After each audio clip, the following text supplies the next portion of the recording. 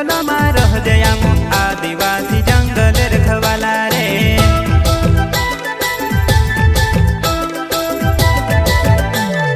चल जंगल जमीन काज पूजे रे आदिवासी दुनिया ने रखवाला रे।